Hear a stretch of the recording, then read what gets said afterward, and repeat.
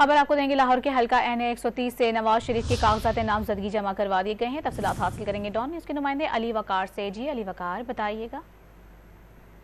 NA 130 जो कि कौमी असम्बली का हल्का है लाहौर का, वहाँ पर बिलाल यासीन जो साबिक MP और सूबाई वजीर भी रहे हैं, उनकी जानिब से नवाज शरीफ के कागजात नामजदगी जमा करवाए गए हैं। रिटर्निंग ऑफिसर मोहम्मद असगर ने उनके कागजात नामजदगी वसूल की है। 3 सेट जो है वो नवाज शरीफ के कागजात के जमा करवाए गए हैं। यहाँ पर रिटर्निंग ऑफिसर ने नवाज शरीफ के कागजात की जांच पड़ताल के लिए 26 दिसंबर दोपहर 1 बजे का वक्त रखा है कि वो यहाँ उनकी जांच पड़ताल की जाएगी कागजात नामजदगी की। ताहम मुस्लिम लीग नून के जो रहनुमा यहाँ पर आए थे, उनका ये कहना है कि नवाज शरीफ का इम्कान है कि वो कागजात नामजदगी में जांच पड़ताल के लिए ज़ाती हैसियत में खुद पेश नहीं होंगे। उनके तजवीज़ कुनिंदा, तायद कुनिंदा और वो जो अथॉरिटी लेटर उन्होंने जारी किया है वो पेश होंगे। अगर रिटर्निंग ऑफिसर उनको हुक्म करेगा कि वो ज़ाती हैसियत में पेश हों तो फिर वो यहाँ पर जांच पड़ताल के लिए आ सकते हैं। ताहम इस हल्का में इस वक्त तक अभी 24 उम्मीदवारों ने कागजात नामजदगी जमा करवाए हैं, जिसमें पाकिस्तान तहरीक इंसाफ की जानिब से डॉक्टर यास्मीन राशिद